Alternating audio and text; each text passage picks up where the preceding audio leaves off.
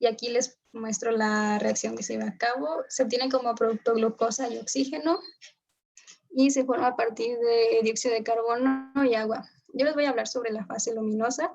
En la fase luminosa se obtiene como producto NADPH y ATP y se obtiene como desecho oxígeno, O2. Y bueno, primero les voy a hablar sobre los pigmentos fotosintéticos. Los pigmentos fotosintéticos, como ya sabemos, absorben longitudes de onda de la luz y reflejan la que la absorbe. Como ejemplo, pues les voy a decir sobre la clorofila, que absorbe la luz en longitudes de onda de color violeta, azul y roja y refleja la verde. Y también tenemos varios tipos de pigmentos que son los de la clorofila. Estos tenemos clorofila A, B y C, y también tenemos carotenoides.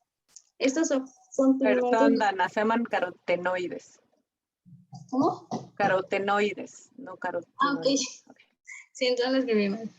Ok, entonces son carotenoides. Y estos son pigmentos liposolubles de color rojo, naranja o amarillo y se encuentran en cloroplastos y cianobacterias. Y las ficobilinas, estos se encuentran en las cianobacterias y en cloroplastos de las algas rojas. Ahí no sé cómo cambiar. Ahora les voy a hablar sobre los fotosistemas. Los fotosistemas son complejos de proteínas y pigmentos que absorben la luz y estos se encuentran aquí en los tilacoides, aquí en las membranas. Están compuestos de 250 a 400 moléculas de pigmentos y son estos. Como ya sabemos, pues los pigmentos absorben energía y estos buscan llegar al centro de reacción. Aquí es donde se encuentra la energía luminosa y esos son los pigmentos. A esos se les llaman pigmentos antena porque lo que hacen es transmitir la energía y lo que buscan es llegar al centro de reacción, que es esto. El centro de reacción del fotosistema contiene un par de moléculas de clorofila, que son las que se encuentran aquí. Y tenemos dos tipos de fotosistema, que es el fotosistema 1 y el fotosistema 2. El fotosistema 1 también se le llama P700 y es 700 porque la longitud de onda que absorbe es 700. Y el fotosistema 2 se le llama P680 porque absorbe a una longitud de onda de 680. Y ahora les voy a hablar sobre las reacciones. Aquí, como podemos ver en la imagen, ese es el fotosistema 2 y el fotosistema 1. Lo que ocurre es que entra la energía luminosa y llega aquí a la clorofila. Aquí están los electrones. Estos electrones son excitados y se van a un aceptor primario. Ese se queda sin electrón. Y lo que ocurre es que le van a mandar otro electrón y eso se lleva a cabo mediante una cadena de transporte de electrones. Y aquí viene más explicado.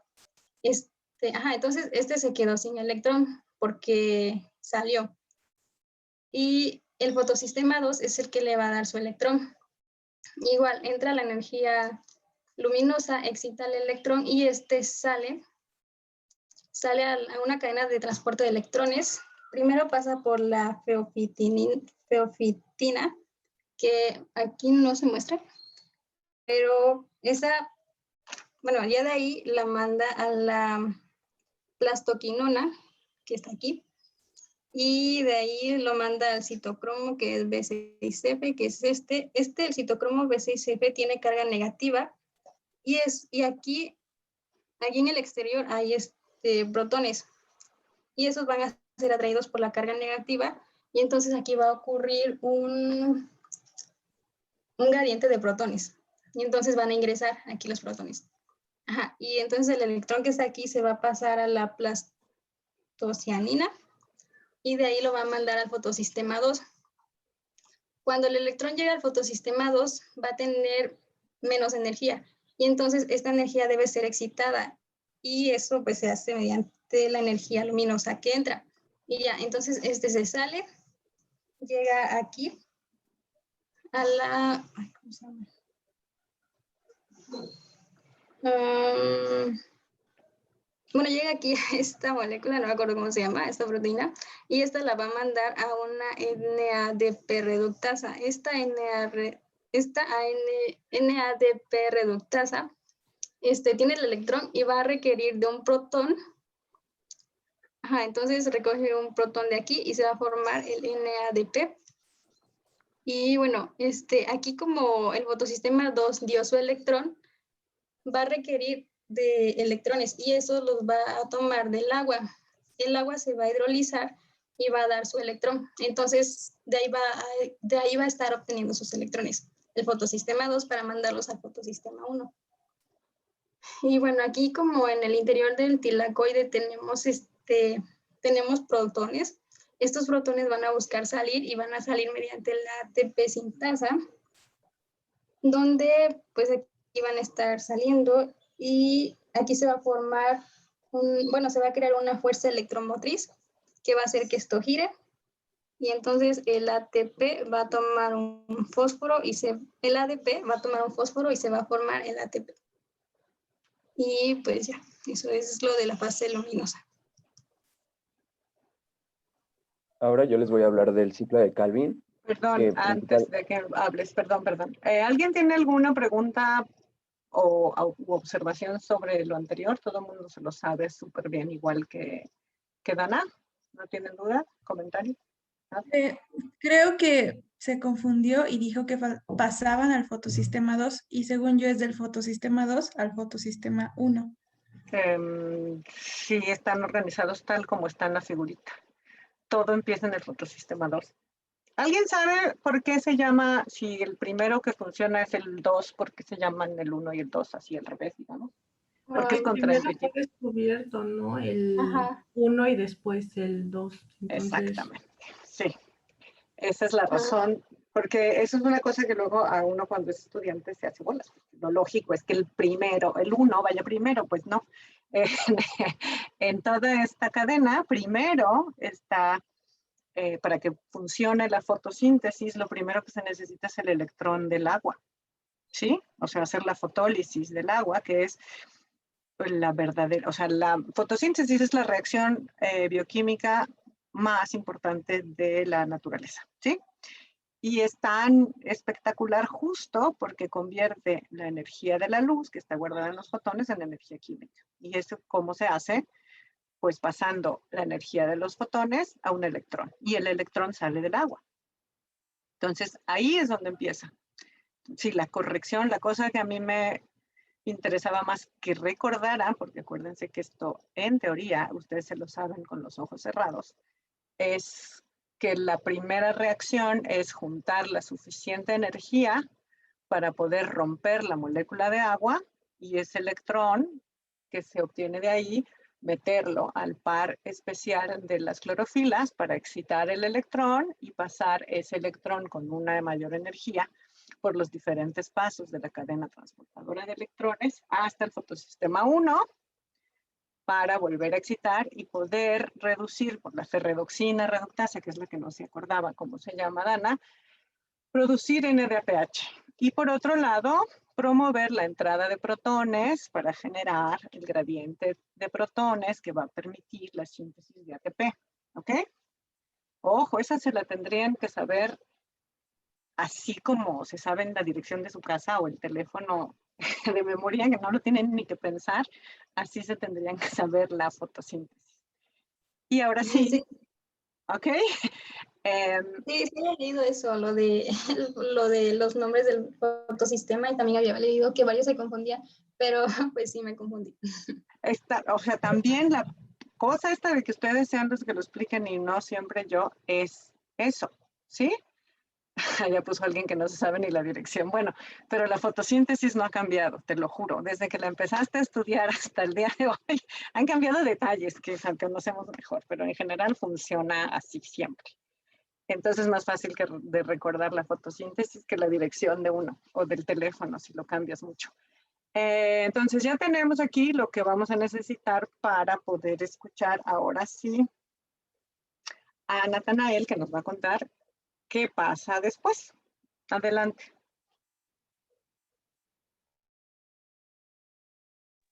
Sí. Bueno, entonces yo les voy a hablar acerca del ciclo de Calvin y principalmente es la conversión de CO2 a glúcidos. ¿Puedes avanzarle? Bueno, la magia comienza en este organelo que es el cloroplasto, que es donde se lleva la asimilación del CO2. ¿Puedes darle otro a la derecha?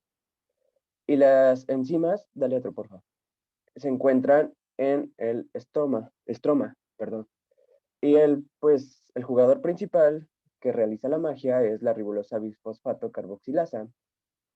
Y pues ahí más o menos puse la estructura. ¿Puedes avanzar otro, por favor? Y bueno, ¿cómo empieza esto? La ribolosa 1,5 bisfosfato se separa por medio de la carboxilasa que fija un carbono en uno de los, en la cadena principal de carbonos para formar 3-fosfoglicerato, que estos a su vez van a ser reducidos a gliceraldehído 3-fosfato. ¿Cómo ocurre esto? ¿Puedes darle otro, por favor? Bueno, principalmente tenemos a quien es nuestra materia prima, o bueno, la materia prima de las plantas, que es la ribolosa disfosfato. Esta siempre se va a regenerar al término del ciclo. Bueno, pasa por medio de la ribolosa carboxilasa disfosfato y esta se rompe los enlaces que para formar el intermediario inestable. Este intermediario se estabiliza por medio de una molécula de agua que dona un grupo hidroxilo y deja libre un protón. Este paso da como resultado dos ácidos fosfoglicéricos y a su vez pasan a ser ácido 1,3 disfosfoglicérico, ¿sí? Por medio de la hidrólisis de ATP. Se reduce por medio de NADPH y así es como se obtiene el gliceraldehído 3-fosfato que se utiliza para la síntesis de fructosa 1,5 bisfosfato que puede entrar a la vía de la biosíntesis. Y, perdón. Ajá. La estequiometría total de esto se consumen 6 moléculas de CO2, 12 de NADPH y 18 de ATP, y esto no se mide como una molécula por cada ciclo, sino que pues, son muchas más moléculas para dar como resultado fructosa monofosfato más NADPH, no, perdón, NADP más ADP y 17 pirofosfatos. Ay, y eso es todo. ¿Alguien tiene una duda? Yo sí. ¿Y cómo se regenera la ribolosa disfosfato? Bien. Cuando pasó de gliceraldehído 3-fosfato, no recuerdo si hay una enzima o se hace por energía libre en la que se fusionan otra vez los gliceraldehídos para regenerar la ribolosa disfosfato. No, pero si tú juntas dos gliceraldehídos, tienes una hexosa y no una pentosa, que es lo que tienes ahí. Te comiste todo un cacho del ciclo de Calvin. Ok, bueno, vamos a continuar entonces. Sí, porque aquí nos dejaste solamente la parte de dónde se fija el carbono, pero no nos contaste cómo se regenera. Ok, lo bueno es que yo venía preparada. Ok, gracias a Dana y a Natanael. ¿Alguien se acuerda de eso? ¿De cómo se regenera? No, eso es más difícil que se lo sepan de memoria. Cuando uno estudia bioquímica te dicen que también te lo tendrías que saber como el teléfono. Pero es un poquito más complicado, pero es muy importante.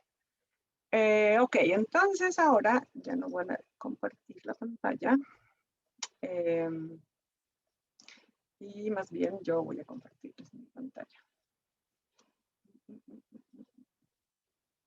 Ya se me olvidó cómo. Ya, así. Y te voy a poner. Pero bueno, ya no sé qué hacer antes. Es que yo les tenía preparada una parte de la fotosíntesis que luego que esa es la parte que nunca estudian en los otros cursos, o sí, pero lo ven muy rápido y yo la tenía para ustedes. Pero antes, entonces, voy a detenerme en el ciclo de Calvin, que, bueno, ya así un poco general nos lo dijo Natanael.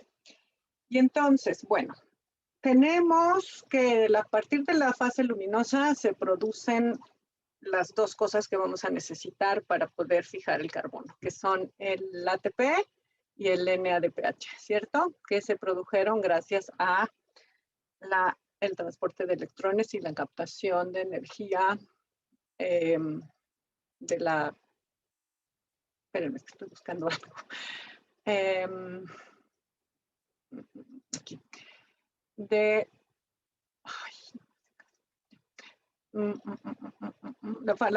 parte luminosa genera ATP y NADPH y como ya nos había dicho Dana, se produce oxígeno como producto de desecho, digamos. Y entonces ya tenemos la energía y el poder reductor para poder reducir el CO2. Son cosas que luego se les olvida a ustedes hacer el énfasis cuando dan la clase o dan un resumen, porque yo sé que la bioquímica luego les cuesta mucho trabajo. El CO2 es una molécula que tiene carbono, pero es muy pobre desde el punto de vista nutricional, porque está totalmente oxidada. Entonces, pues ya es muy difícil sacarle provecho. Entonces, el chiste de la fotosíntesis, y por eso es tan importante, es que convierte una molécula que está muy oxidada, la va reduciendo por pasos hasta convertirla en una molécula que está reducida. Y como está reducida, nos va a servir para el metabolismo, ¿ok? Como entonces el chiste del ciclo de Calvin es comprender cómo se va reduciendo esta molécula de CO2. Y por eso es muy importante tener claro que como producto de la fase luminosa de la fotosíntesis se genera NADPH, ¿sí? Que es poder reductor. Una cosa que sí lo dijo Natanael, pero a mí me gusta siempre hacer mucho énfasis, es en rubisco es el apócope, no, ¿cómo se llama? El hipocorístico, que se diría, o es el nombre corto para toda la enzima. Y entonces recuerden, la rubisco se llama ribulosa bisfosfato carboxilasa oxigenasa, de ahí vienen la C y la O, y eso es bien importante porque es una enzima que hace dos funciones dependiendo de la concentración del sustrato. ¿Sí? Cuando hay suficiente CO2 cerca, lo que hace es carboxilar a su sustrato, que es la ribulosa 5-fosfato, ¿sí? Ahí a la bisfosfato, que es su sustrato, de ahí viene el ribulosa bisfosfato, que es la primera parte del nombre de la enzima. Y la enzima puede hacer dos cosas, o bien carboxila metiendo una molécula extra de carbono que toma el CO2 y entonces pasamos de tener un azúcar de 5 carbonos a uno de 6 y eso lo vamos a ver, se supone que también lo estudiaron en bioquímica, cuando hay poco CO2 o las temperaturas se elevan, la presión parcial de oxígeno en las células cercanas o las que están haciendo fotosíntesis es mayor y entonces a la rubisco también le gusta el oxígeno. Y entonces en lugar de tomar al CO2, toma oxígeno y oxigena a esta molécula. Entonces ahí ya tenemos un problema porque en lugar de pasar de una pentosa a una hexosa, nos seguimos quedando con una pentosa y eso genera toda una cosa que se llama fotorrespiración que también vamos a estudiar y que se supone que ustedes conocen. Bien, pero cuando funciona como carboxilasa, y por eso es la ribulosa bisfosfato carboxilasa oxigenasa, cuando hace la cosa de la carboxilasa, porque toma el CO2 y lo incorpora a esta molécula de 6 carbonos que es poco estable, ¿sí? Entonces un intermediario que, como ya nos explicaba Natanael, en realidad lo que sale que es estable es una triosa, ¿sí? Un 3-fosfoglicerato, que es el primer producto estable del ciclo de Calvin. ¿Se acuerdan? Aquí se produjo gracias a el transporte de protones, ATP. Entonces, ese ATP se utiliza para bisfosforilar al 3-bisfosfoglicerato y entonces empezamos a usar el poder reductor. Y entonces se usa el NADPH que se produjo durante la fase luminosa para reducir a esta molécula y convertirla en gliceraldehído 3-fosfato. Este es el producto de la fotosíntesis. El producto que sale del ciclo, nos dijo Nathanael, y tiene razón, que no es en un ciclo, se necesitan 3 vueltas de esto. Aquí ven, si se fijan el input, lo que entra en este circulito son 3 moléculas de CO2 para que se salgan del ciclo las 3 moléculas. Entonces esto tiene que dar la vuelta 3 veces antes de que se pueda producir una triosa fosfato. Entonces el producto real de la fotosíntesis, cuando vemos cómo se describe la fotosíntesis, siempre nos dicen que se toma CO2 y se produce glucosa. Eso es para fines didácticos, pero en realidad lo que se produce son triosas fosfato. Y en realidad es gliceraldehído 3-fosfato que muy rápidamente se incorpora en una exosa. Y en las plantas, la exosa esa es o fructosa o en realidad es sacarosa, y luego, dependiendo del metabolismo y tal, se acumula en forma de glucosa en los granos de almidón. Pero también se mueve mucho en forma de sacarosa, ¿sí? Pero digamos, el producto, lo que sale después de 3 vueltas de este ciclo es el gliceraldehído 3-fosfato, ¿sí? Y entonces aquí hasta donde nos dejó Nathanael. Él nos contó esta parte, pero se saltó esta, que dijo Nathanael que le pensaba que eran enzimas. Son varias, ¿sí? Y entonces el ciclo de Calvin se divide en 3 fases. La fase de fijación de carbono, que es esta donde se incorpora el CO2 a el azúcar de 5 y ya se convierte en una exosa, en 2 triosas, ¿sí? Luego tenemos la fase de reducción, donde vamos a ocupar el NADPH que se generó durante la fase luminosa. Y finalmente tenemos la fase de regeneración, que es súper importante, porque si no podemos regenerar el sustrato, pues ya no se puede seguir haciendo fotosíntesis, ¿sí? Y entonces esta parte es como muy larga, es complicada, porque lo que tenemos son azúcares de 3 carbonos que tienen que combinarse y modificarse para poder generar otra vez un azúcar de 5. Aquí está la foto. Pongo siempre a la rubisco. Ya nos había dicho Nathanael que era una proteína muy grande. Además es la proteína más abundante en la naturaleza. Pues imagínense que cada cosa verde que ustedes ven, vegetal o fotosintética, aunque no sea vegetal, está atascada de rubiscos para poder hacer la fotosíntesis. Entonces, es una molécula que está compuesta por 8 subunidades. En realidad son 16 porque son 8 grandes y 8 pequeñas. Entonces aquí les dice que es un hexadecámero. Y además es muy interesante porque las subunidades grandes de rubisco se sintetizan adentro del cloroplasto. Y las unidades pequeñas, los genes para las unidades pequeñas, están en el núcleo de la planta. Entonces se sintetizan en el citoplasma y se tienen que importar al interior del citoplasma. Y eso es del cloroplasto, perdón, y eso es muy importante porque nos habla de la fineza, digamos, de la regulación de esta reacción, ¿sí? Y esto es lo que les decía. Cuando los niveles de dióxido de carbono bajan a alrededor de 50 partes por millón, rubisco deja de hacer la parte de carboxi y empieza a hacer la parte oxidativa. Es más afín por el oxígeno en esas condiciones y entonces ya no está generando las triosas fosfatos. Se va a otra vía en que ahorita vamos a estudiar. Bien, este es el ciclo de regeneración. Entonces, ¿se acuerdan? Lo que tenemos son gliceraldehído 3-fosfatos. Y entonces aquí están. Esta foto siempre me pregunto, es la que a mí más me ha gustado para estudiar esta parte en bioquímica. Me parece que viene del Leninger. No. Sí, es del Leninger. Del Strayer, ¿no? De cualquiera de los dos. Casi, no, es del Leninger. O sea, si ustedes buscan el Leninger, el ciclo de Calvin, van a encontrar esta figurita, que es a mí la que más me gusta para estudiar, porque aquí están en azul todas las enzimas que participan en la regeneración de la ribulosa 1,5-bisfosfato. Y me gusta mucho porque es muy didáctica, porque tiene cuántos carbonos tenemos en los azúcares. El objetivo es recuperar pentosas, ¿sí? A partir de triosas, ¿sí? Entonces aquí tenemos 2 moléculas de 3 carbonos, que son el gliceraldehído 3-fosfato y la dihidroxiacetona fosfato, que gracias a la transaldolasa se genera una exosa, ¿sí? que ahora ya tenemos 6 carbonos. Pero el problema es que no nos sirve una molécula de 6 carbonos, necesitamos una de 5. Entonces, ¿qué se hace? Pues se combinan moléculas de 6 carbonos con otra de 3 carbonos, ¿sí? Y entonces esta transcetolasa, que junta la fructosa 6-fosfato con el gliceraldehído, nos genera la primera pentosa, ¿sí?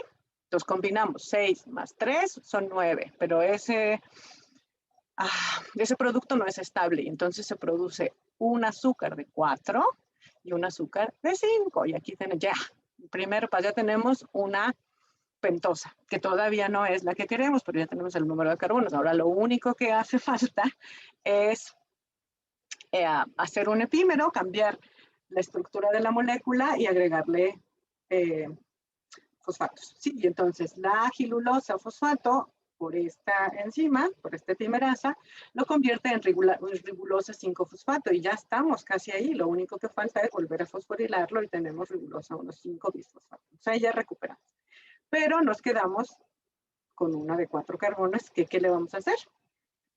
Pues aprovecharla. Entonces se junta con otra molécula de 3 carbonos, que es la dihidroxiacetona fosfato, es otra transaldolasa, que lo que nos genera es un azúcar de 7 carbonos, ¿ok? Esta se pierde un fosfato y se combina con otra molécula de 3 carbonos. Y entonces si tenemos 7 más 3, ya tenemos 10 carbonos, no es estable y se generan 2 pentosas, que es lo que queríamos, ¿ok? Entonces tenemos gilulosa 5-fosfato, que es la misma que aquí, y entonces a través de la misma vía se regenera la ribulosa 5-fosfato, que nada más necesitamos más ATP para volver a fosforilarla, ¿ok? Y ya tenemos de regreso el sustrato. Y por el otro lado nos quedó una ribosa 5-fosfato, que puede, estas las flechitas ya se acuerdan, indica que puede ir para cualquiera de los dos lados la reacción. Y entonces cuando tenemos ribosa 5-fosfato, tenemos otra vez una enzima que lo que va a hacer es una sinasa y lo único que va a hacer es pues, meterle el ATP y ya regeneramos a nuestro sustrato. ¿Sí ven? Entonces la parte en que se le olvidó a Nathaniel contarnos es súper importante, porque es la manera de regenerar el sustrato que va a necesitar Rubisco para poder fijar el carbono. Bien.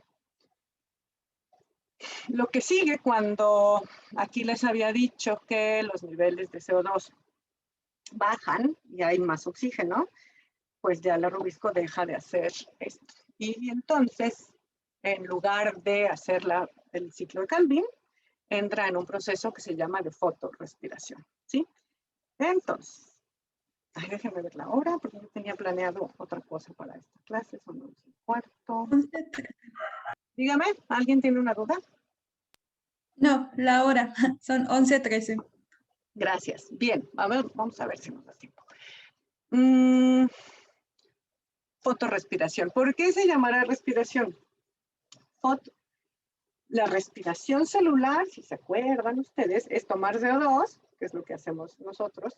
Perdón, que lo que hacemos nosotros es tomar oxígeno y generar CO2. Bueno, se llama así porque este es un fenómeno que pasa como consecuencia de que la Rubisco, en lugar de tomar el CO2 e incorporarlo a la ribulosa 5-bisfosfato, tome oxígeno.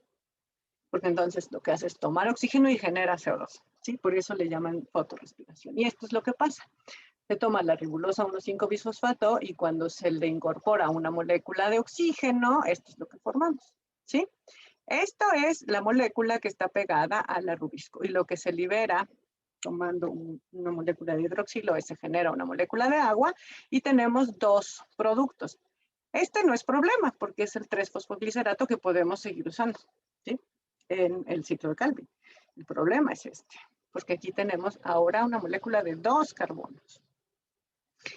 Y desde el punto de vista del ciclo de Calvin, pues esto es un desperdicio, no nos sirve una molécula de 2 carbonos, no tenemos dónde meterla, ni en la fase de recuperación ni nada. Entonces, desde el punto de vista del balance para hacer fotosíntesis, una molécula, fosfoglicolato, no nos sirve. Entonces, a la fotorrespiración se le ha llamado como una operación de rescate de estas moléculas. El objetivo es convertir esta molécula de 2 carbonos en una molécula de 3 carbonos para poderla meter de regreso al ciclo de Calvin. Y esto tiene un costo energético. Entonces, la fotorrespiración es una cosa indeseable. A las plantas que les pasa, pues tienen que gastar energía, una energía en recuperar estos carbonos de esta molécula para poder hacer la fotosíntesis. Y este es también de Leninger, cómo explican cómo ocurre la fotorrespiración, o la vía de salvación de esta molécula de los carbonos, que es el fosfoglicolato, que se formó por la actividad de carboxilasa de la rubisco. Entonces todo empieza en el cloroplasto. Para poder hacer esto se necesitan hacer varios pasos de oxidorreducción. Y entonces la fotorrespiración es un proceso que ocurre en 3 compartimentos celulares diferentes: el cloroplasto, el peroxisoma y la mitocondria. Cuando vimos la estructura de la célula, les conté de los peroxisomas, que en las plantas son muy importantes para varias cosas. Una de ellas es esta: se llaman peroxisomas porque son organelos que están especializados en tener enzimas donde ocurren reacciones de oxidorreducción que generan moléculas ROS. Entonces aquí cuenta con todo el aparato enzimático para controlar el estrés, digamos, más bien no el estrés, sino controlar la concentración de moléculas reactivas del oxígeno que pudiera haber. Y entonces, ¿qué pasa? Este fosfoglicolato, que ya vimos por qué es de 2 carbonos, se desfosforila, se forma glicolato y este se exporta del cloroplasto al peroxisoma. Y en el peroxisoma, a través de esta enzima, se oxida y se convierte en glioxilato. Si se fijan, todo esto es un ciclo. A este glioxilato se va a hacer una reacción a partir de serina de transaminación. Se le va a pegar el grupo amino que venía de esta serina y entonces se forma un aminoácido chiquito, el aminoácido más chiquito, un aminoácido chiquito, se forma glicina, ¿sí? Esta glicina se sale del peroxisoma y se manda a la mitocondria, ¿sí? En la mitocondria, esta glicina, usando oxígeno y se usa para reducir NADH, libera CO2, y ¿se acuerdan? Se llama fotorrespiración porque aquí se incorporó un oxígeno y se libera una molécula de CO2. Y entonces es muy raro, pero así es, y esta es la explicación. Entonces, se forma NADH, se libera el grupo amino, se libera CO2 y se convierte en serina. ¿Sí? Todo esto pasa por la glicina descarboxilasa. Descarboxilasa porque le quita un carbono y le quita un grupo amino y forma serina. ¿Sí? Esta serina se regresa al peroxisoma, se puede usar se le quita el grupo amino para pasarlo para acá y se convierte en hidroxipiruvato. Pero ¿vieron? Ya tenemos los 3 carbonos. Entró de 2 y sale de 3 carbonos. Esta molécula de 3 carbonos regresa al peroxisoma, se convierte en hidroxipiruvato, luego se reduce para convertirla en glicerato y este glicerato regresa al cloroplasto, ¿sí? Y entonces salió una molécula de 2 carbonos y regresa una de 3 carbonos. Esta molécula se le agrega un ATP y ya tenemos de regreso el 3-fosfoglicerato que puede entrar al ciclo de cambio. ¿Sí vieron? Esta es una cosa es un proceso muy complicado que requiere 3 organelos que están funcionando en serie, ¿sí? Para regenerar, para recuperar, y por eso en algunos textos lo van a encontrar como una operación de salvamento, porque digamos que en la fotosíntesis no se puede dar el lujo de estar perdiendo estos 2 carbonos que se formaron porque entró oxígeno en lugar de entrar carbono a la ribosomo 1,5-bisfosfato carboxilasa oxigenasa, ¿ok? Búsquenlo en los libros, léanlo con calma porque es no les voy a pedir que se sepan estos pasitos, porque no sé, cuando uno los necesita, pues los consulta en el libro, pero sí quiero que entiendan qué es la fotorrespiración, por qué se llama fotorrespiración, por qué ocurre y cómo la evolución permitió la resolución de ese problema por esta vía. Hay otra manera, ¿se acuerdan de eso? Yo creo que sí lo estudiaron. seguramente en bioquímica, que teníamos la fotosíntesis de las plantas C3 y las C4. ¿Se acuerdan? ¿Alguien? Porque además se supone que iban a estar revisando la fotosíntesis. Aquí están, pero no se los voy a dar ahora. Sí. Bioquímica. No Y según yo, ¿me escucha? Sí, ahora sí. Ah, ok. Ajá, que sí lo vimos en bioquímica. Y las plantas C3 se diferenciaban de las C4 por que, ay, no sé, o sea, era, no sé, por ejemplo, el arroz, y yo arroz. Ujú. Y las plantas C4 ya se ocupaban las reacciones luminosas en el mesófilo y el ciclo de Calvin ocurría en las células del haz. O sea, Exactamente. que su fotosíntesis ocurría de forma separada, o sea, como en orgánulos distintos. Ujú. Sí. Ay, ¿me oyen? No. Sí, Auxilio. ¿Sí me oyen? Ah, pensé que había apagado el micrófono. no, sí Sí. se escucha. Ok, gracias. Es eso. Entonces les voy a pedir que estudien. O sea, que de verdad se vayan a sus apuntes de bioquímica para recordar qué es eso del C4. La C3 es lo que han estudiado siempre. Es decir, las plantas que hacen fotos que tienen un sistema C3 son estas, que pues la mayoría de las plantas que conocen, que cuando ocurre que se entra el oxígeno en lugar del CO2, hacen la fotorrespiración y entonces tienen que echar mano de este mecanismo. Pero como ven, es muy caro porque estamos usando ATP y además aquí usamos poder reductor, que luego es caro conseguir y además se libera el CO2, ¿ok? Entonces, desde el punto de vista de la economía de la célula, pues es caro, pero hay que hacerlo cuando es necesario. Pero a lo largo de la evolución, y esto ocurre en las plantas en condiciones ambientales particulares, cuando hace mucho calor, hay poca, sobre todo las altas temperaturas, hacen que el CO2 no se difunda igual que el oxígeno, ¿sí? Se difunde menos. Entonces, cuando sube la temperatura, hay menos CO2 que oxígeno en el mesófilo y entonces empieza a ocurrir esto.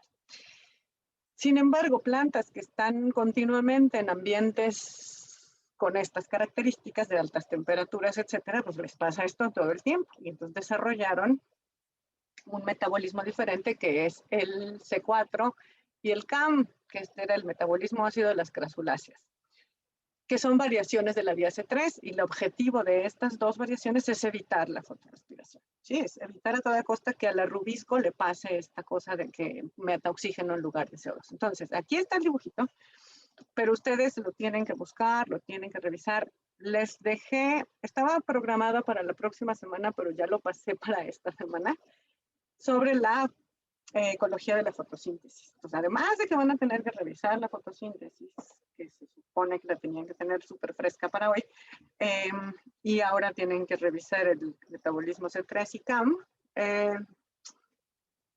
hay que ver, que es lo que yo les he dicho, esto ya lo saben, ya se los han dado otros profesores, la parte bioquímica de la fotosíntesis. Lo que vamos a ver en adelante es la parte ecológica o la parte fisiológica de la fotosíntesis. ¿Qué hacen las plantas para hacer que este proceso sea más eficiente, para aprovechar los recursos que se necesitan para hacerlo de la mejor manera posible, que es cómo le hacen las plantas para tener la mayor cantidad de luz, cómo le hacen cuando es demasiada luz, etcétera? Y eso está en el artículo que les digo que estaba para la próxima semana, pero ya se los puse para esta semana. Es un artículo muy interesante donde les cuenta todo esto de los mecanismos que tienen las plantas para poder contender, digamos, para poder hacer más eficiente la fotosíntesis y cómo resuelven problemas que luego se presentan en la naturaleza para acceder a los recursos de hacer fotosíntesis. Pero yo lo que les quería contar en la clase de hoy no era tanto esto, sino una otra parte que luego nunca revisamos en los cursos, o sí se hace, pero muy rápido. Y entonces yo tengo una pregunta para ustedes. ¿Saben quién y cuándo descubrió la fotosíntesis? Porque luego sabemos que si la evolución, aunque ha cambiado y tal, pero la teoría la dio a conocer Charles Darwin, que le tomó tantos años dar la vuelta, bueno, el viaje en el Beagle, y entonces sabemos quién es el padre de la teoría de la evolución. Sabemos de la física clásica de Newton y quién fue Newton y cuándo vivió y cómo llegó a empezar a pensar en el concepto de la gravedad, etc. ¿Quién me puede decir, si es que lo saben o lo han estudiado o lo recuerdan, se dio cuenta de la fotosíntesis? Cintia. Pues según yo, en el libro decía que Blackmans, o sea, que él fue el que propuso ya la ecuación como más acertada, ¿no? Entonces yo me quedé con la idea de que fue él. Ok, pero esa es la ecuación. Pero ¿quién se dio cuenta? ¿Se acuerdan? Desde que iban en la primaria o en la secundaria y en la prepa, nos cuentan la fotosíntesis porque es muy importante. Entonces nos dicen eso, la fotosíntesis. Casi a cualquier persona que le pregunten que haya tenido un cierto grado de formación básica o media básica, a la básica o la superior o media superior, el bachillerato, si ustedes le preguntan la fotosíntesis, si no, hagan el experimento con sus vecinos o con sus hermanos, si tienen hermanos menores o mayores que están estudiando otra carrera, o sus papás. ¿Qué es la fotosíntesis? Pues yo no les puedo decir que les van a contestar, pero lo que recuerdo y cuando hago el experimento, pues es esta cosa de que las plantas toman la energía del sol y la convierten en algo útil, ¿no? Nosotros sabemos más allá, ¿no? Que se toma la energía del sol para convertirla en esqueletos carbonados. Pero ¿quién se dio cuenta de eso? ¿Cómo sabemos eso? Nosotros lo sabemos porque nos lo dan en la escuela, pero ¿ustedes saben quién lo descubrió? ¿O se imaginan qué tuvo que haber pasado para llegar a esa conclusión? Nunca han platicado del tema. Ni idea, nadie sabe ni en qué siglo se nos dimos cuenta de que las plantas usaban el sol para alimentar. ¿Y el CO2? No, no hay respuesta equivocada. Bueno, sí, equivocada a lo mejor, pero no hay respuesta mala a esta pregunta. Ajá. Bueno, de lo que recuerdo del capítulo era que Jean-Baptiste Van Helmont en el siglo XVII, creo. Ok. O sea, que él fue el primero en proponer un experimento con el suelo, ¿no? Ajá, y pues veía que tenían diferentes pesitos. O sea, Okay. que no tenían los nutrientes del suelo, sino del agua. Eso es muy bonito, porque la historia de esto se remonta. Ustedes llevaron, es que ya no sé qué se enseña en la escuela, porque hace muchísimos años que yo fui a la prepa. Todavía llevan en secundaria o en prepa un curso de filosofía, donde les explican cómo los filósofos griegos tenían teorías de la creación del mundo y de quiénes somos.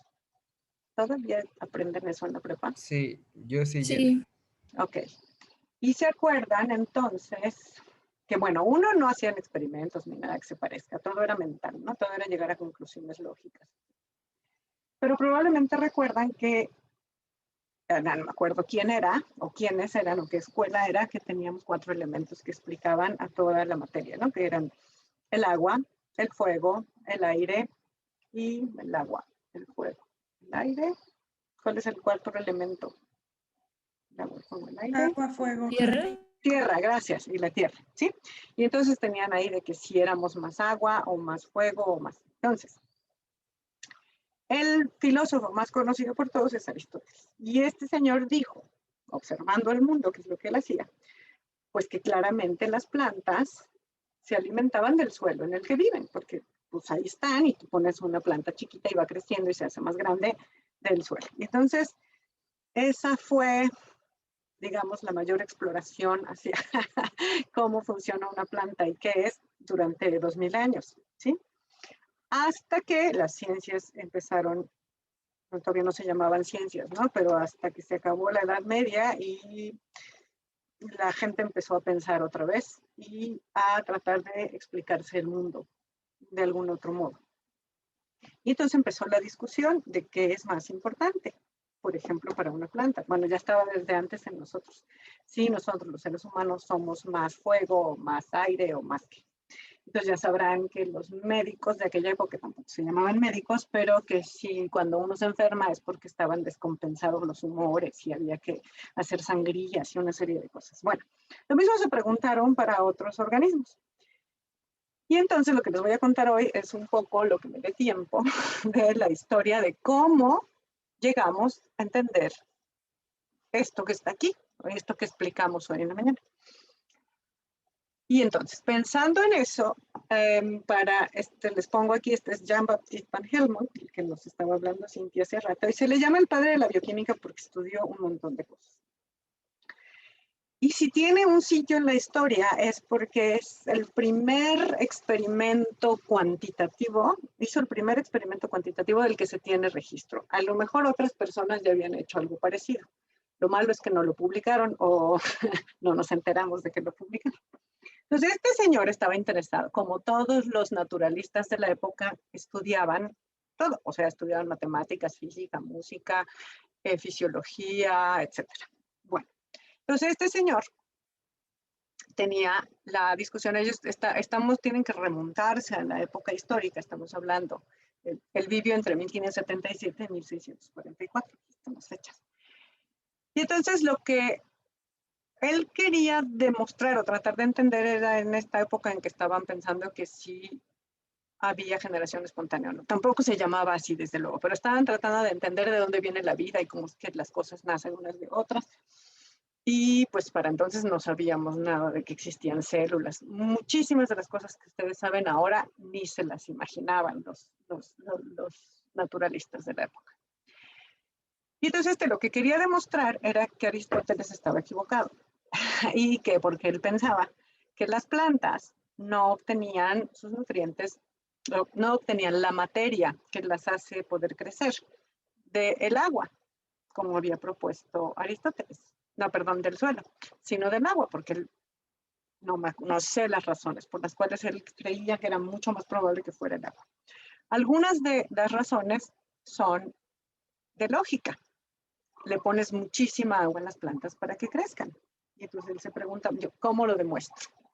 Hizo este experimento que es famosísimo, pues agarró una plantita muy joven, la pesó cuánta tierra le podía meter a la maceta y lo apuntó. Entonces aquí tenemos, pesaba 2.3 kilogramos de planta, era una planta joven, y 90.8 kilogramos de suelo. Eso pesó estos 90.8 kilogramos, llenó la maceta, pero además tomó sus precauciones. Le puso una placa de metal aquí arriba con hoyitos para que no pudiera llegarle más sustrato accidentalmente o que alguien le hiciera trampa y le metiera más tierra a su maceta. Pero bueno, imagínense el experimento, tuvo que tener mucha paciencia. Durante 5 años estuvo regando su planta, no midió cuántas cubetas de agua le echó, pero sí, después de 5 años desenterró la maceta de la planta, trató de quitar toda la tierra que pudo de las raíces y la pesó. Y entonces encontró que la planta había ganado pues más de 73 kilogramos de tamaño y en cambio el suelo había perdido solo 57 gramos. Y entonces esto es un experimento que ya no deja ninguna duda. Básicamente no se perdió nada de suelo y en cambio la planta ganó muchísima masa. Entonces piensen en aquella época. La conclusión de este experimento es, claro, ven, acabo de demostrar que las plantas hacen sus hojas, sus ramas y sus raíces básicamente de agua, no de lo que quiera que haya en el suelo. ¿Sí? Luego hizo otro experimento para confirmar o seguir abundando en su resultado. Hizo esto, quemó carbón vegetal, que él ya sabía que estaba hecho a partir de esta materia, pero durante muchos años, en un contenedor cerrado. Y al final pesó las cenizas que quedaron y pasó de 31 kilos de carbón a solo 500 gramos de cenizas. Y entonces se preguntó de qué están compuestos o qué eran los otros 35.5 kilos. Y una cosa que era obvia y que podías observar cuando quemas algo es que se forman gases. Que en esa época otra vez no se llamaban gases, ¿no? Que se formaba algo que se desprendía de la materia que estás quemando. Y entonces concluyó que sea algo, era un gas, y lo llamó gas de madera o gas silvestre. Él no sabía, pero ese gas que encontró era el dióxido de carbono. O sea, para que ese gas tuviera este nombre, pasaron varios siglos. Les puse esta página. Está súper bonita. Son la historia de cada uno de estos que les voy a contar, pero amplia. Bueno, entonces esta es, digamos, la primera observación y la primera respuesta a y de dónde sacan las plantas la materia para crecer. Desde luego ahora sabemos que estaba equivocado y podríamos pensar en los errores, digamos, metodológicos que tiene este experimento. Pero no es el objetivo, porque es el primero, ¿no? O sea, aquí faltan controles, una serie de cosas que se supone, o bueno, que los científicos ahora tenemos mucha atención en eso, etcétera. Pero básicamente es súper importante porque es el primer experimento cuantitativo del que se tiene registro en la historia de la ciencia, ¿ok? Bueno, entonces esta es la respuesta a la pregunta ¿quién descubrió la fotosíntesis? Pues entre todos estos. Esto es un conocimiento que se fue construyendo en un periodo muy largo de tiempo, porque aquí las cosas, pues de aquí a que este cuate hizo el experimento le tomó 5 años, ¿no? Y luego ya el resultado, pues seguramente lo compartió a través de cartas, etcétera, con comunidades de otros naturalistas, sí se debe haber comentado el tema y tal. Pero de ahí a que alguien más hiciera experimentos en esa dirección y tal, pues pasó mucho tiempo. Todo el mundo estaba ocupado en descubrir un montón de cosas que están pasando al mismo tiempo. Después está Stephen Hales. Este cuate es bien importante y lo van a encontrar relacionado con otras ciencias, porque al mismo tiempo que nos estábamos preguntando, bueno, que los humanos estaban preguntando eso, había muchísimo interés en cómo funciona el cuerpo humano. Entonces ya se había descubierto, por ejemplo, el sistema circulatorio. Todavía no sabían muy bien cómo funcionaba, pero ya sabían que había un sistema de circulación de fluidos en el cuerpo de los animales. Y entonces este se preguntó si existiría algo parecido en las plantas. Entonces el dibujito que ponen aquí es el original de algunas de sus publicaciones y ven unos dispositivos que tiene este cuate. Decidió investigar si las plantas tenían un sistema circulatorio y es el primero, digamos, que empezó a tener evidencia de que había movimiento de agua y otros fluidos en las plantas. De hecho, claro que no se llamaba así, pero él descubrió la presión de raíz. Esto que mencionábamos hoy al principio de la clase, que fíjense qué lejos estamos. Esto fue uno de sus trabajos más importantes, o el más importante para esta parte, para la fisiología vegetal, es este, el artículo que se llamaba Statics, Vegetable Statics, no sé cuál sería la traducción, sino como estadísticas o movimiento o qué, en 1727. Sí, ahora sabemos que eso, ahora le decimos a eso que él descubrió presión de raíz. Lo que él encontró es que agarraba tallos, digamos, no sé bien cómo era desde el punto de vista metodológico lo que hacía, pero cortaba tallos o raíces y les ponía un dispositivo de cristal con mercurio o algo así que se mueve y entonces pudo medir sin que le entrara mucho aire, etcétera,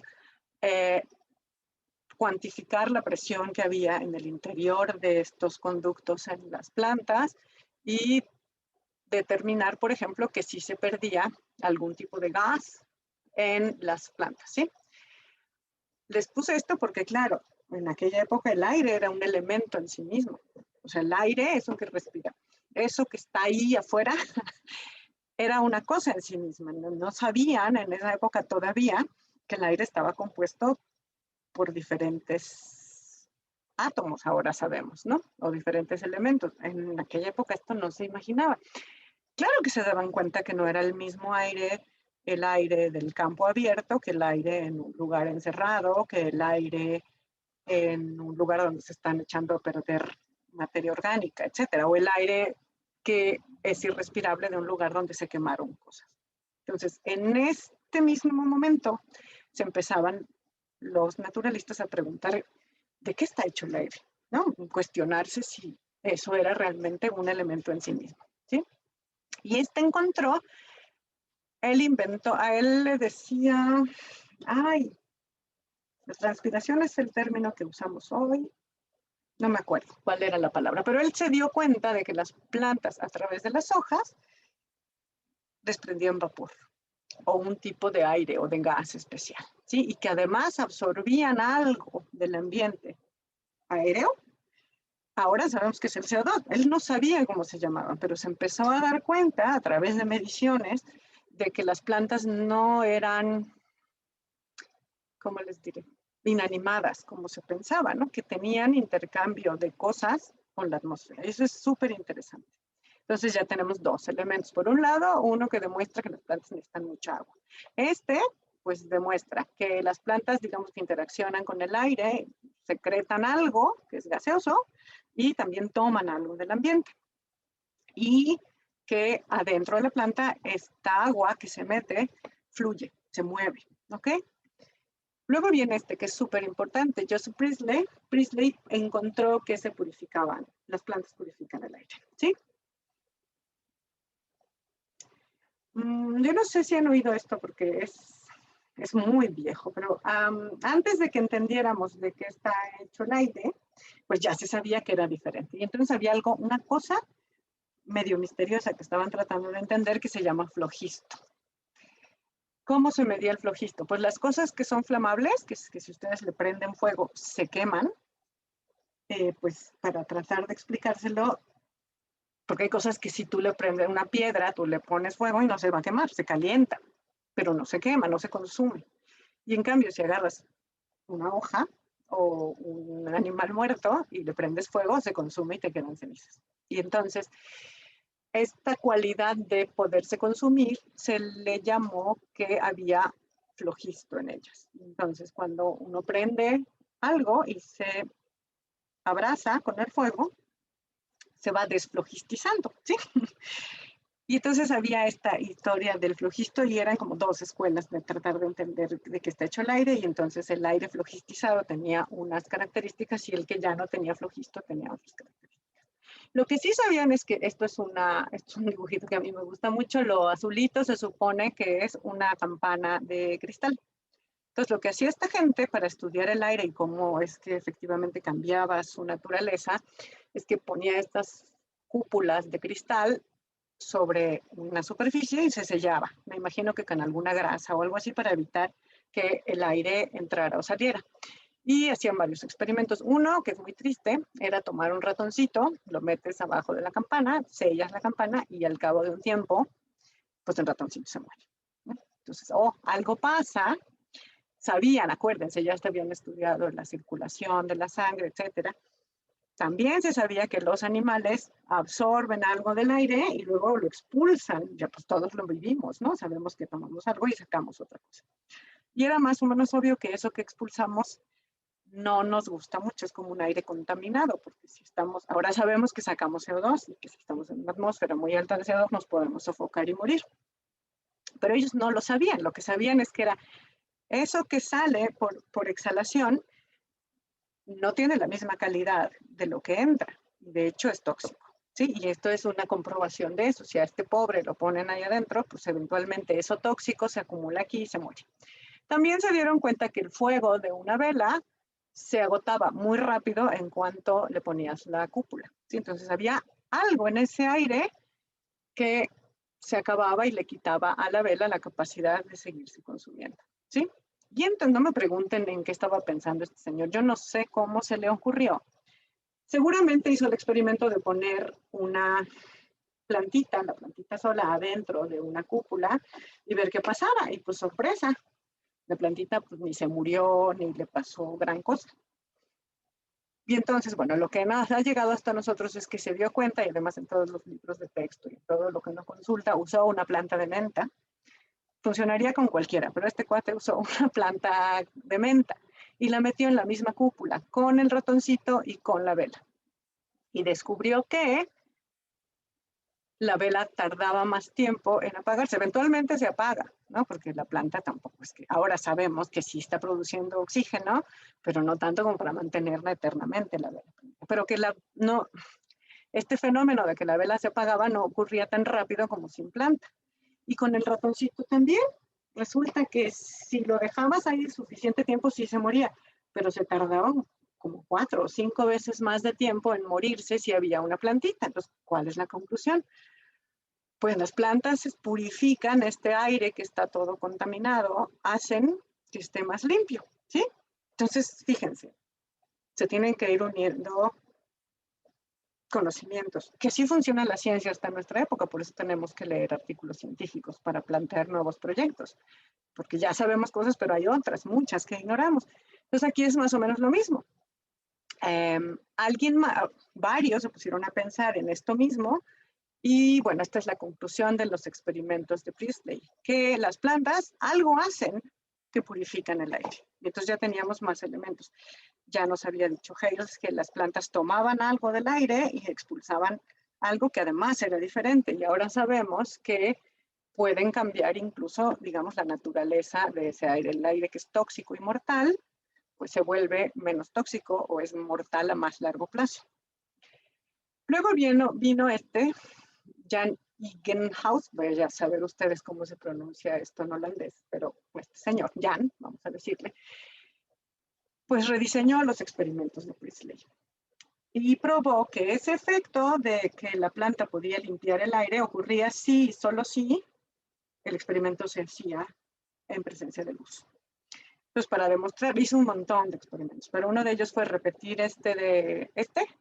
pero cubría las cúpulas estas con una mantita, le ponía un paño oscuro y entonces ya no había luz y sorpresa, ya esto de que el ratoncito vivía más, pues no, ahora el ratoncito se moría casi igual de rápido que si no estuviera la planta. Entonces demostró que para que ocurriera eso que la planta podía hacer, se necesitaba que hubiera luz. Y él observó que cuando tenías una planta acuática, estas que una alga o lo que sea, si ustedes tienen acuario a lo mejor les ha pasado, que ven si hay luz, burbujitas, se forman burbujitas en las algas de su acuario. Entonces, este cuate se dio cuenta de que eran burbujitas. Y claro, si es burbujita es un gas. Y ahora sí que ya estaban empezando a estudiar los gases. Lavoisier ya andaba por ahí. Ya los componentes del aire empezaban a tener nombres. Y observó que las burbujitas esas se formaban cuando había luz. Y entonces hizo estos experimentos, que lo que hay aquí es agua, y este cuate se dio cuenta de que las plantas hacían burbujitas, y hacían más burbujitas cuando había luz. También se dio cuenta que cuando no había luz, de todas maneras se hacían burbujitas, pero eran mucho menos, ¿no? Ahora sabemos que cuando no hay luz, de todas maneras se produce un gas, que es el CO2, porque las plantas siguen haciendo respiración. Pero lo otro importante que encontró es que estas burbujitas que aumentaban en tamaño, no en tamaño, que en abundancia en las partes verdes de las plantas, no había más burbujitas en las raíces o en los frutos maduros o en los tallos viejos, o en las cosas que no eran verdes, digamos, de la planta, no producían más burbujitas si le ponías luz, ¿sí?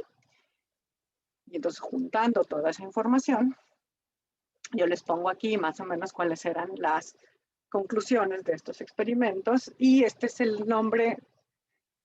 Ya no estoy segura, en la fuente que consulté ya no estoy segura si esta era la traducción al inglés de digamos, el artículo o el libro que publicó, pero era experimentos en vegetales y descubren su gran potencia para purificar el aire común en presencia de sol, fíjense, y por dañar ese aire cuando están en la oscuridad. ¿Por qué lo dañaba? Pues porque las burbujitas que salen aquí es igual que las burbujitas que hacía el ratón. Bueno, el ratón no hacía burbujitas, pero se genera un aire, digamos, que no es bueno para la vida, que resulta más bien tóxico. Y entonces fíjense ya el grado de entendimiento de las cosas. A lo mejor a ustedes les puede parecer así como, ay, pues ahora ya sabemos todo lo, pero imagínense que no tenían ni idea de cómo le hacían las plantas para crecer. Y entonces ya pasamos de pensar hace un siglo, si nos ubicamos en esta época, que las plantas crecían básicamente tomando agua y convirtiéndola mágicamente en hojas y en tallos, etcétera, a dar de cuenta que las plantas podían hacer cosas metabólicas, como limpiar el aire, y eso dependía de qué parte de la planta era y si había luz o no había luz. los experimentos de este señor, y les puse aquí el dibujito, son tan importantes que en el 8 de diciembre del 17, Google le hizo uno de estos homenajes que hacen con un dibujito. Que si ustedes no son estudiantes de Ciencias de la Vida Animal, pues ¿y este señor quién es? Bueno, ya no lo van a ver porque está en el 17, pero aquí está y les ponen básicamente su contribución. Él no describió toda la reacción, pero lo que cada vez era más claro es que entraba un gas y salía otro de diferente naturaleza. Y esto dependía de la luz. Sí, fíjense cuánto hemos avanzado, pero es un tiempo muy largo. Ahora la ciencia avanza muchísimo más rápido. Pero es súper interesante. Y todavía nunca nadie ha mencionado aquí la fotosíntesis, ¿no? Se dan cuenta que las plantas no son bichos así sin chiste, ¿no? Que hacen cosas importantes. Luego aquí ya se los resumo un poco más. Les digo, en la página que les puse al principio está súper bonito. Jan Snyder expandió todavía más los conocimientos. Estos todos construían, como la ciencia siempre, sobre el conocimiento que otros habían dejado. Y ya, no me acuerdo ahora cómo en la página que les recomendé ponen cómo se llamaba el ácido carbónico. No, tampoco era ácido carbónico. Les decían de algún modo que ya tenía que ver con el CO2, con el nombre final que tiene. Este sí pudo empezar a cuantificar y a tratar de entender cuáles eran los dos gases que se liberaban, y también se dio cuenta que si no había CO2, este fenómeno de que se formaban burbujitas en presencia de luz no ocurría.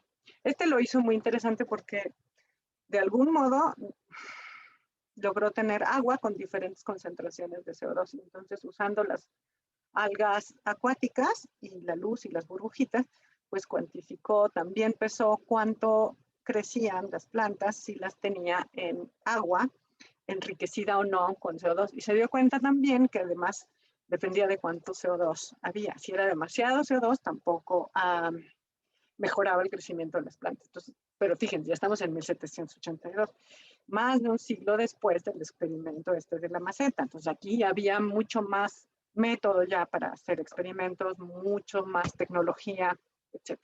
Aunque para nosotros sigue siendo pues muy básico. Luego de Saussure, ya estamos hablando de 1804, hizo experimentos para demostrar que este CO2 que se absorbe de la atmósfera se incorpora en la planta del crecimiento, ¿sí? Entonces él es súper importante porque propuso que el carbono, que el carbono, que es muy importante para la vida, esto no está aislado. Les digo que esta gente pues estudia, entonces ya la química había avanzado muchísimo.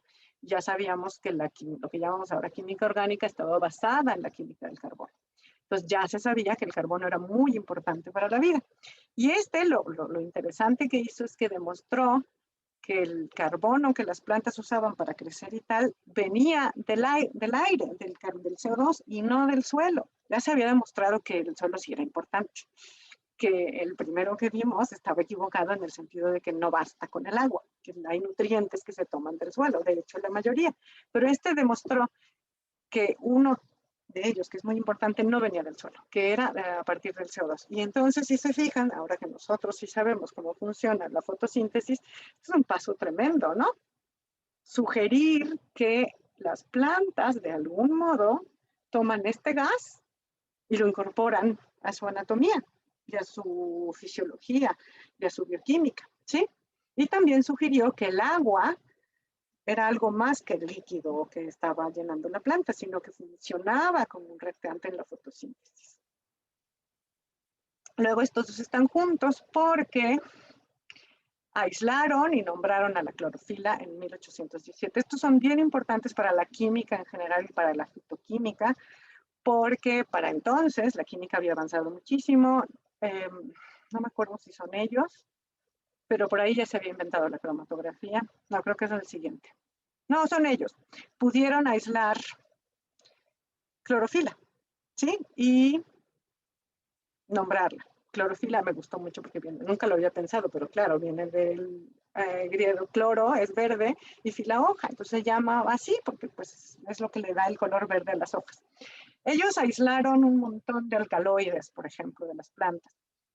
ya no me acuerdo cuál de los dos. Creo que Pelletier descubrió la quinina del árbol de la quina para curar la malaria. Bueno, que cura la malaria es un descubrimiento posterior, pero se sabía que se usaba ya como una planta medicinal y él aisló el compuesto. Aislaron un montón de metabolitos secundarios de las plantas con usos medicinales. Pero fíjense, ya estamos hablando del siglo XIX. La ciencia ya empezaba a funcionar, la química había avanzado un montón. Luego aquí se los dejo todavía más resumido. Este también, descubrió 2 veces. Hugo von Mont, y descubrió los cloroplastos y los describió, ¿sí? Porque antes pues no había, bueno, los microscopios los empezó a usar Van Leeuwenhoek, pero digamos con la potencia y eso necesarias para esto, pues hasta 1837. Y observó la formación de gránulos de almidón. Hay otro que se llama Sack, que es el que encontró que se guardaba almidón en las plantas, pero digamos que no hizo la liga entre que estos gránulos de almidón se usaban como alimentos. Luego está Robert Mayer, que basados en los trabajos de Joule y de Carnot, elaboró la primera ley de la termodinámica. Y entonces fíjense que ya estamos en la parte de la síntesis. Nos empezó a acercar al concepto de que las plantas toman la energía del sol y la convierten en energía química. Es decir, ya se sabía que la luz era importante.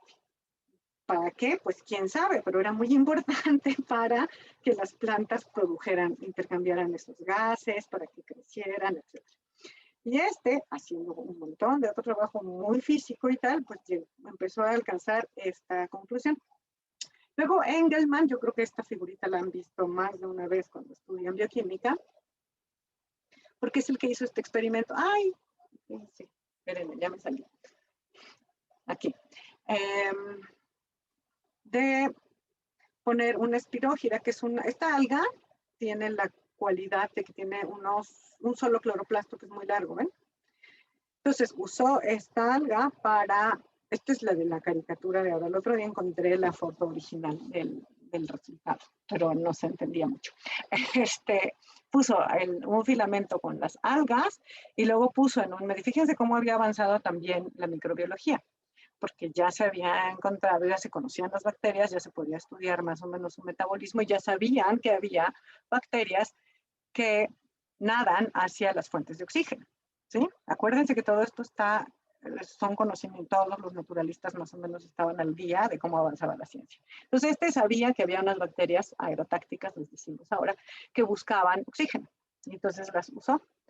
Ya sabíamos que las plantas producían oxígeno y que eso era un efecto que lo producía por la luz, ¿sí? Y entonces este cuate usó un prisma para descomponer, ya también se sabía, eso lo sabíamos desde Newton, ¿no? Que la luz se podía descomponer en diferentes colores y que esos colores tienen diferentes características energéticas, etc.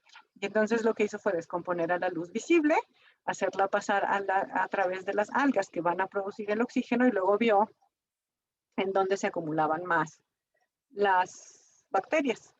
Y este es el primer espectro de acción que se conoce. Un espectro de acción es la medida de una reacción química que está llevada por la luz, y entonces es analizar el progreso de esa reacción química a lo largo del espectro luminoso, ¿sí? Entonces, si ven aquí cuál es la medida de esa reacción química, lo que él está midiendo es la producción de oxígeno, ¿sí? ¿Cómo la está midiendo? Pues por la acumulación de bacterias que necesitan oxígeno para respirar en los lugares donde más haya. Y esto lo correlaciona con el tipo de luz que está dando. Entonces, esto es súper importante para la fotosíntesis, para entender la fotosíntesis, para entender qué de la luz era lo importante, porque se dio cuenta que no toda la luz vale, que la luz verde no era la que contribuía o la del amarillo para que se produjera oxígeno, sino que la luz importante para la producción de oxígeno era la que está en la región del azul y la que está en la región del rojo, ¿sí? Luego viene Charles Vance y Macmillan, que en un congreso, esto tomó varios años, por eso les puse cómo le llamamos a estos fenómenos, a la suma de todo este conocimiento que se va generando. Y entonces propusieron el término fotosíntesis. El otro término posible creo que era fotosintax. Y bueno, se decantaron por usar la fotosíntesis y digamos que ellos son los que le pusieron el nombre a este fenómeno. Y la historia de la fotosíntesis se las voy a dejar aquí hasta el siglo XVIII, porque luego empieza la parte, fíjense, esto es en 1896, ya a principios del siglo, finales del siglo XIX, a principios del XX, la química y la bioquímica empezaron a progresar mucho y entonces teníamos cada vez acceso a más técnicas para poder separar moléculas, se estaba entendiendo qué caramba son las proteínas, etcétera. Y entonces ya después vienen muchísimos experimentos de toda la parte bioquímica de la fotosíntesis, que también es súper interesante. Entonces aquí les dejé esta liga, porque no me cupo la tabla, pero está bonito porque varios han ganado premios Nobel. Hay 2 o 3 premios Nobel relacionados con experimentos para explicar la fotosíntesis. Entonces aquí pueden entrar a ver los puntos importantes de la investigación en fotosíntesis que fueron premiados con un Nobel en medicina. Ok, bueno, esta era la parte histórica que les quería contar hoy de la fotosíntesis. Espero que les haya gustado, espero que hayan aprendido algo. Y si quieren revisarlo, pues ahí están en la presentación que les voy a mandar. Van a estar, pueden ver las ligas para ir a esas páginas. Ok, bueno, entonces voy a parar la grabación cuando me acuerde cómo.